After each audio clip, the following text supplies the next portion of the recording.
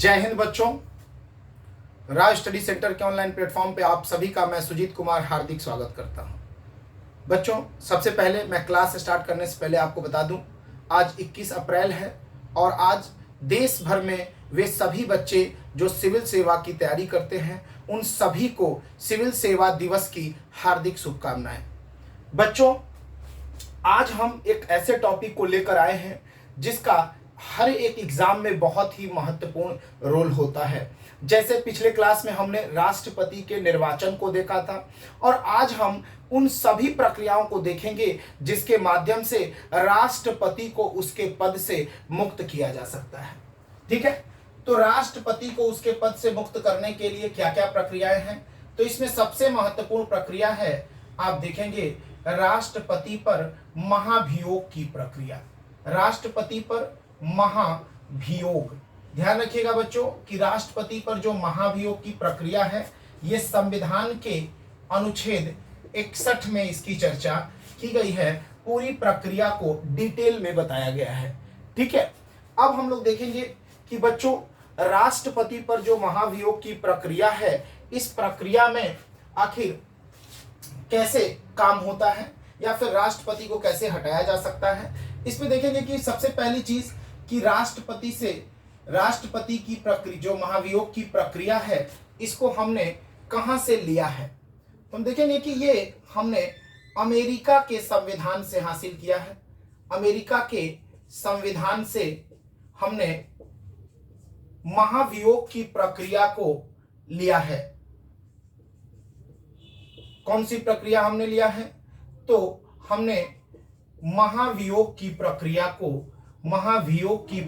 को लिया है। इस बात को याद रखिएगा, हमने कहां से लिया है, तो अमेरिका के संविधान से हमने महाभियोग की प्रक्रिया को भारत में लिया है। अब बच्चों बात यह आती है कि राष्ट्रपति विभिन्न प्रकार के कार्य करते हैं, तो आखिर राष्ट्रपति किन आधारों पर अपने पद से मुक्त हो सकते हैं, इस पे हम लोग चर्चा करेंगे।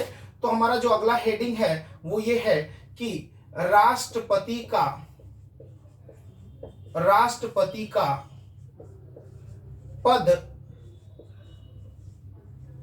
रिक्त होना, यानी बच्चों आखिर वे कौन से आधार हैं जिस पे राष्ट्रपति का पद क्या हो जाएगा, रिक्त हो जाएगा, यानी कि खाली हो जाएगा।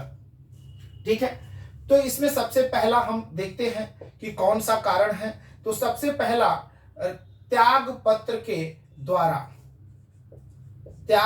के द्वारा, यानी कि राष्ट्रपति अपना त्याग पत्र देकर अपने पद से मुक्त हो सकता है।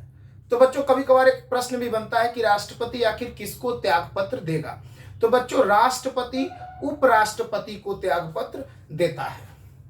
ठीक है, तो राष्ट्रपति त्याग पत्र के द्वारा अपने पद से मुक्त हो सकता है, अपने पद को रिक्त कर सकता है।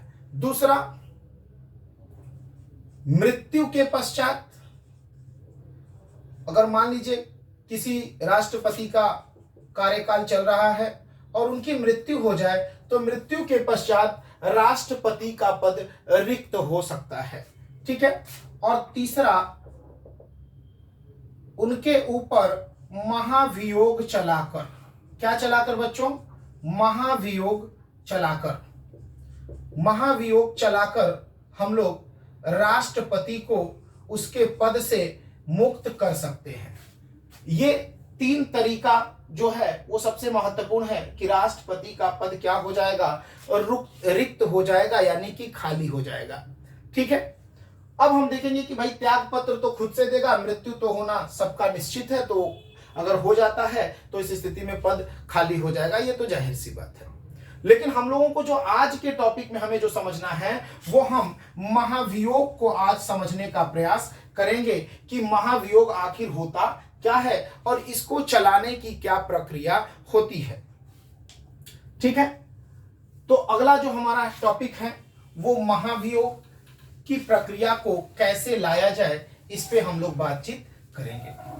ठीक है, तो देखिए सबसे पहली बात, कुछ तथ्यों को ध्यान रखते हुए चलना है कि जैसे महाभियोग की जो प्रक्रिया है यानी महाभियोग जो है, यानी कि राष्ट्रपति को पद से हटाने का प्रस्ताव जो है वो कहां लाया जाएगा? तो पहली चीज, महाभियोग बच्चों संसद के किसी भी सदन में लाया जा सकता है। यानी बच्चों यहां समझना यह है कि जो महाभियोग का प्रस्ताव है उस प्रस्ताव को संसद के किसी भी सदन, इसका मतलब या तो लोकसभा में या तो राज्यसभा में हम इस प्रक्रिया को ला सकते हैं। ठीक है, पहला पॉइंट तो आपने समझा कि महाभियोग को संसद के किसी भी सदन में लाया जा सकता है, यानी कि जो इम्पीचमेंट का जो प्रपोजल है वो कहीं भी लाया जा सकता है, किसी भी हाउस में लाया जा सकता है, चाहे वो लोकसभा हो चाहे वो राज्यसभा हो। ठीक है, अब दूसरा पॉइंट जो ध्यान देने वाली बात है कि जिस भी सदन में लाया जाएगा, मान लीजिए कि अगर लोकसभा में लाया जाता है या फिर राज्यसभा में लाया जाता है, तो जिस भी सदन में लाया जाता है, जिस सदन में यह प्रस्ताव लाया जाता है, यह प्रस्ताव लाया जाता है, बच्चों ध्यान से देखिएगा, यह प्रस्ताव लाया जाता है, उस सदन के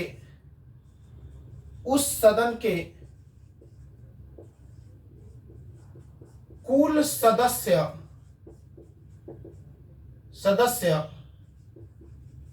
सदस्य संख्या का 1/4।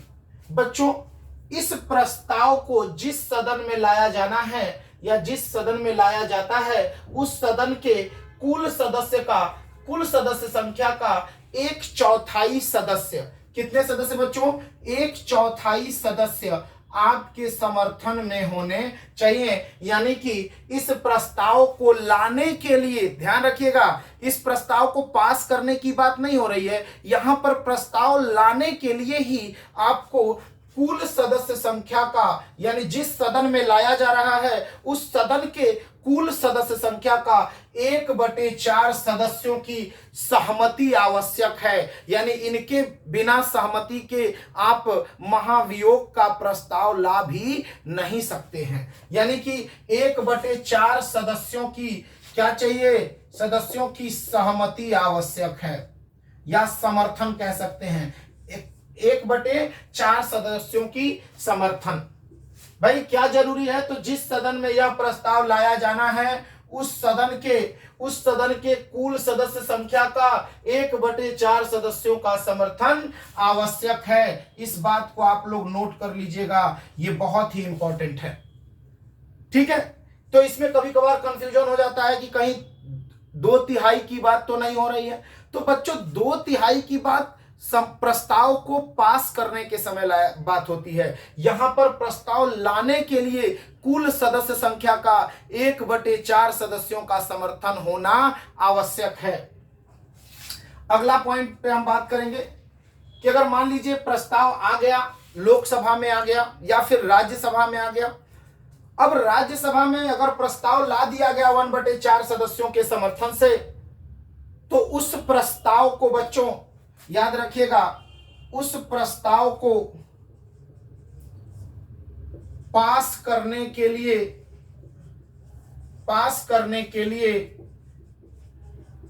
बच्चों ध्यान से सुनिएगा, उस सदन के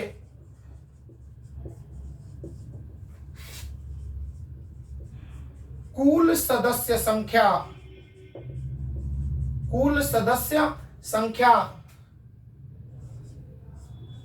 का 2/3 बहुमत आवश्यक है। कितना चाहिए बच्चों?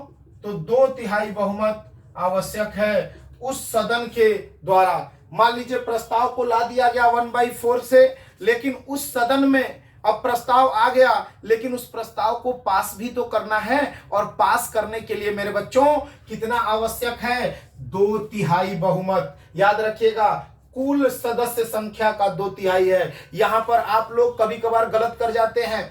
विशेष बहुमत शब्द अगर दिया हुआ है किसी पेपर में कि राष्ट्रपति को पद से हटाने के लिए संसद के सदन में विशेष बहुमत से उसे पास कराया जाता है, तो बच्चों यहां पर गलत हो जाएगा, क्योंकि विशेष बहुमत का मतलब होता है कि कुल सदस्य संख्या का बहुमत और उसका 2/3, यानी कुल सदस्य संख्या का बहुमत उपस्थित होना चाहिए और उसके 2/3 बहुमत से पास हो जाता है, तो उसे हम विशेष बहुमत कहते हैं। तो याद रखिएगा, यहां पर हम लोग बात कर रहे हैं कुल सदस्य संख्या का 2/3। कितना? सदन के कुल सदस्य संख्या का 2/3 बहुमत आवश्यक होता है राष्ट्रपति को हटाने के प्रस्ताव को पास करने के लिए। मैं बार बार कह रहा हूं, पास करने के लिए, क्योंकि प्रस्ताव लाने के लिए कितना चाहिए था? कुल सदस्य संख्या का 1/4 हिस्सा समर्थन होना चाहिए।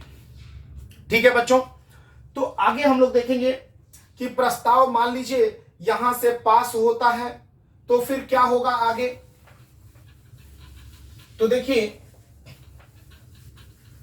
जब प्रस्ताव एक सदन से पास हो जाता है, जब प्रस्ताव एक सदन से पारित हो जाता है, तो उस स्थिति में क्या होता है? तो बच्चों, उस स्थिति के पश्चात जब सदन से देखो ध्यान से कि जब एक बार प्रस्ताव पारित हो गया, तो जब प्रस्ताव पारित होता है बच्चों, तो वो फिर वह प्रस्ताव दूसरे सदन में चला जाता है, यानी दूसरे सदन में प्रस्ताव चला जाएगा। एक सदन से पास होने के पश्चात वो दूसरे सदन में चला जाता है, दूसरे सदन में प्रस्ताव चला जाएगा। और बच्चों एक चीज ध्यान रखिएगा कि दूसरे सदन के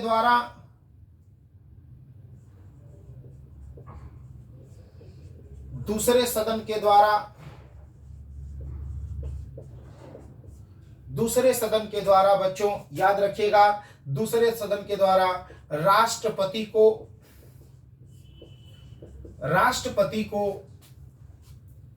अपना पक्ष रखने के लिए, यानी कि अपना पक्ष रखिए। राष्ट्रपति को कहा जाता है कि देखिए भाई, आप पे जो आरोप लगाए गए हैं वो आरोप अगर सही हुए तो आपको हम लोग पद से हटा देंगे। यानी कि आप क्या करिए कि आप अपना पक्ष रखिए कि मैं कैसे गलत नहीं हूं।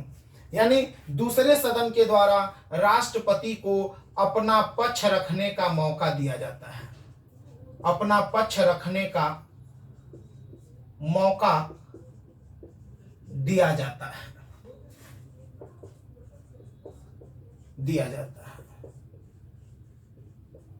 ठीक है, अब यहां पर दूसरे पक्ष को मौका दिया गया। अब बच्चों एक चीज ध्यान रखिएगा, राष्ट्रपति यहां पर खुद भी अपना पक्ष रख सकता है या अपने किसी प्रतिनिधि को भी भेजकर यहां पर अपने पक्ष को रखने का मौका दे सकता है कि भाई मेरा एक रिप्रेजेंटेटिव है, मेरा एक वकील है, या मेरा कोई भी व्यक्ति जो आके मेरे पक्ष को यहां संसद के दूसरे सदन में रख रहा है। ठीक है, अगर यदि इस सदन को भी लगता है कि राष्ट्रपति ने संविधान का अतिक्रमण किया है, तो वे भी इस प्रस्ताव को पास कर देते हैं। याद रखिएगा, इस प्रस्ताव को अपने कुल सदस्य संख्या के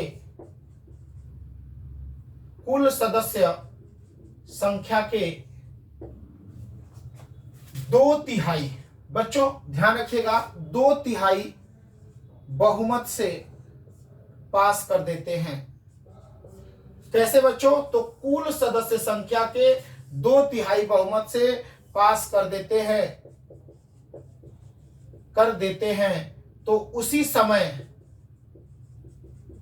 समय से राष्ट्रपति का पद रिक्त हो जाता है। राष्ट्रपति का पद रिक्त हो जाता है। इस बात को ध्यान रखिएगा आप लोग कि जैसे ही राष्ट्रपति ने, दूसरे सदन ने राष्ट्रपति के प्रस्ताव को, महाभियोग के प्रस्ताव को जैसे ही पास कर दिया, उसी क्षण राष्ट्रपति का पद क्या हो जाएगा बच्चों? रिक्त हो जाएगा। एक चीज आपको मैं बता दूं कि बच्चों, राष्ट्रपति पर महाभियोग कैसे लगाया जाएगा। तो मान लीजिए प्रश्न आपसे पूछ दिया कि राष्ट्रपति पर महाभियोग भ्रष्टाचार के आधार पर लगाया जाएगा, अपराध के आधार पर लगाया जाएगा, तो इसमें से कोई भी उत्तर सही नहीं होगा, क्योंकि राष्ट्रपति पर महाभियोग लगाने के लिए एकमात्र आधार का उल्लेख संविधान में किया गया है, और वो आधार है संविधान का अतिक्रमण। और बच्चों, एक चीज आप ध्यान रखिएगा कि संविधान के अतिक्रमण शब्द को कहीं भी संविधान में परिभाषित नहीं किया गया है। कई बार प्रश्न पूछा जाता है कि क्या महाभियोग को संविधान के अतिक्रमण को संविधान में कहीं परिभाषित किया गया है? तो इस शब्द को कहीं भी परिभाषित नहीं किया गया है। संविधान के अतिक्रमण शब्द को याद रखिएगा। यानी इस हिसाब से कि राष्ट्रपति जो है वो सरकार जब चाहती है तो विभिन्न आधारों पर राष्ट्रपति पर महाभियोग लगाती है, लेकिन इसका उल्लेख, इसका स्पष्ट परिभाषा संविधान में कहीं भी उल्लेखित नहीं है। यानी संविधान के अतिक्रमण शब्द को परिभाषित संविधान में नहीं किया गया है। ये मैं बार ये बता रहा हूं, इसको याद रखिएगा क्योंकि परीक्षा के लिए ये उपयोगी है। ठीक है, अब यहां पर याद रखना है। देखिए बच्चों, ध्यान से सुनिएगा। अभी तक हमने क्या पढ़ा? महाभियोग की, देखिए पहले मैंने क्या पढ़ा कि भाई देखो, महाभियोग की प्रक्रिया जो है राष्ट्रपति पर लगाई जा सकती है, और ये जो महाभियोग की प्रक्रिया है वो हमने अमेरिका के संविधान से लिया है। कहां से लिया है बच्चों? हमने अमेरिका के संविधान से लिया है ये जो महाभियोग की प्रक्रिया है उसको। और उसके पश्चात हमने देखा था कि राष्ट्रपति पर महाभियोग किसी भी सदन में लगाया जा सकता है, यानी संसद के किसी भी सदन में लगाया जा सकता है, इसमें कोई दिक्कत नहीं है। ठीक है, लेकिन जो भी सदन राष्ट्रपति पर महाभियोग लगाएगा, उसे राष्ट्रपति को 14 दिन पूर्व, ध्यान रखना है बच्चों, 14 दिन पूर्व इसकी सूचना देनी होती है, ताकि 14 दिन पूर्व इसकी सूचना देनी होगी, ताकि राष्ट्रपति देश दुनिया में कहीं भी हो वो भारत लौट आए और उस पे जो ये अर्धन्यायिक प्रक्रिया चलने वाली है उसमें भागीदार हो। ठीक है, इस बात को ध्यान रखिएगा। ठीक है ना, कि 14 दिन पूर्व उस सदन के द्वारा ये सूचना दी जानी चाहिए, और उसके बाद अगर वो सदन इस प्रस्ताव को लाना चाहता है तो उसे अपने कुल सदस्य संख्या का 1/4 सदस्यों के समर्थन की आवश्यकता होती है। इस बात को याद रखिएगा। ठीक है, अब वो प्रस्ताव लाया, लेकिन उस सदन में प्रस्ताव को पास करने के लिए क्या आवश्यक है? तो उस सदन में उस प्रस्ताव को पास करने के लिए 2/3 बहुमत, लेकिन किसका? सदन के कुल सदस्य संख्या का 2/3 बहुमत आवश्यक है। उसके पश्चात वो जो प्रस्ताव है वो पास कर लिया जाता है। ठीक है, और जब प्रस्ताव पास होता है बच्चों, तो आगे की चीजें यहां बताया है कि वह प्रस्ताव दूसरे सदन में चला जाता है। ठीक है, और दूसरे सदन में जब जाता है तो दूसरे सदन के पास विकल्प क्या है? तो दूसरा सदन राष्ट्रपति को अपना पक्ष रखने का मौका देता है कि भैया आप देख लीजिए, आपको मौका दिया जा रहा है, आप अपनी बातों को रखिए। और राष्ट्रपति के द्वारा भी अपने द्वारा या अपने किसी प्रतिनिधि के द्वारा अपने पक्ष को रखा जा सकता है, और राष्ट्रपति रखता है अपने पक्ष को। और उसके पश्चात भी यदि दूसरे सदन को यदि लगता है कि राष्ट्रपति ने संविधान का क्या किया है? अतिक्रमण, बार बार मैं कह रहा हूं, केवल और केवल एक ही आधार है संविधान में राष्ट्रपति को हटाने का, और वो है संविधान का अतिक्रमण। और ये बात देखिए कि एक आधार है, वो भी संविधान में परिभाषित नहीं किया गया है। ठीक है, तो यहां पर संविधान के अतिक्रमण के आधार पर अगर उसको लगता है कि किया है, तो दूसरे सदन के द्वारा भी अपने कुल सदस्यों के 2/3 बहुमत द्वारा इसे पास कर दिया जाता है। और बच्चों, जैसे ही ये पास होता है, उसी समय उसी क्षण राष्ट्रपति अपने पद से मुक्त हो जाता है। याद रखिएगा, राष्ट्रपति उसी समय अपने पद से मुक्त हो जाता है। ये सारी बातें रही कि राष्ट्रपति पर महाभियोग की प्रक्रिया कैसे चलाई जाती है। कुछ इंपॉर्टेंट बातें, जैसे राष्ट्रपति की महाभियोग की प्रक्रिया चालू करने से पहले या इस प्रस्ताव को लाने से 14 दिन पूर्व इसकी सूचना आपको राष्ट्रपति को देना होगा। ये दूसरी बात कि राष्ट्रपति पर किसी भी सदन में, संसद के किसी भी सदन में राष्ट्रपति पर महाभियोग चलाया जा सकता है। तीसरी बात, राष्ट्रपति पर जो भी सदन प्रस्ताव लाना चाहता है महाभियोग के लिए, उसे अपने सदस्यों के 1/4 कुल सदस्य संख्या का, ध्यान रखिएगा, कुल सदस्य संख्या, बार बार कह रहा हूं, कुल सदस्य संख्या का 1/4 सदस्यों के समर्थन की आवश्यकता होती है प्रस्ताव को लाने के लिए। और बच्चों, प्रस्ताव जब आ जाता है तो उसे पास करने के लिए कुल सदस्य संख्या का 2/3 बहुमत आवश्यक होता है। ठीक है, और जब प्रस्ताव वहां से पारित होता है तो वो दूसरे सदन में जाता है और दूसरे सदन के द्वारा भी राष्ट्रपति को मौका दिया जाएगा। ठीक है, तो ये सारी चीजें आपने देख लिया। एक बात और ध्यान रखना है कि राष्ट्रपति पर महाभियोग केवल और केवल, राष्ट्रपति पर महाभियोग केवल और केवल संविधान के अतिक्रमण के आधार पर लगाया जा सकता है। तो एक गलती अगर हुई, संविधान का अतिक्रमण हुआ, तो राष्ट्रपति को अपने पद से हाथ धोना पड़ता है। और किस प्रक्रिया के द्वारा? तो महाभियोग की प्रक्रिया के द्वारा। तो हमने महाभियोग की पूरी प्रक्रिया को समझाया कि आखिर किस प्रकार से ये पूरी प्रक्रिया होती है। इसमें 2-3 बातें और ध्यान रखना है। कुछ प्रश्न बेसिक से आप बनता है, जैसे कि राष्ट्रपति की जो महाभियोग की प्रक्रिया है उसके बारे में एक तथ्य याद रखिएगा कि यह अर्ध न्यायिक प्रक्रिया है। बच्चों, राष्ट्रपति पर महाभियोग की प्रक्रिया, राष्ट्रपति पर महाभियोग की प्रक्रिया, महाभियोग की प्रक्रिया अर्ध न्यायिक प्रक्रिया है। बच्चों, कैसा प्रक्रिया है? अर्ध न्यायिक प्रक्रिया है। इसको अर्ध न्यायिक प्रक्रिया क्यों कहते हैं?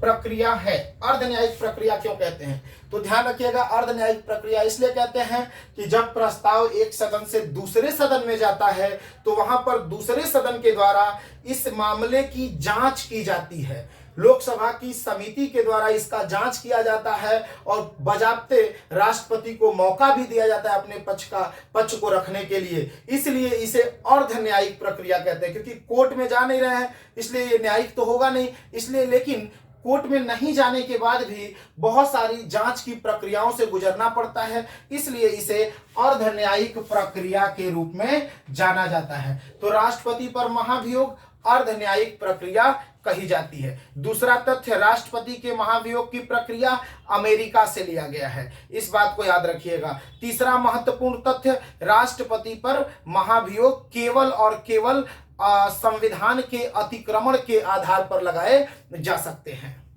ठीक है, तो इन सब के साथ हमने आज राष्ट्रपति पर महाभियोग की प्रक्रिया को पूर्णतः समझने का प्रयास किया है। जिस भी बच्चे को अगर ना समझ में आया हो या किसी तरह के डाउट्स हो तो प्लीज हमें कमेंट करके बताइएगा कि कहां पर आपको समझ में नहीं आया, ताकि मैं फिर से अगले वीडियो में इसे और अच्छे से समझाने का प्रयास कर सकूं। धन्यवाद। जय हिंद।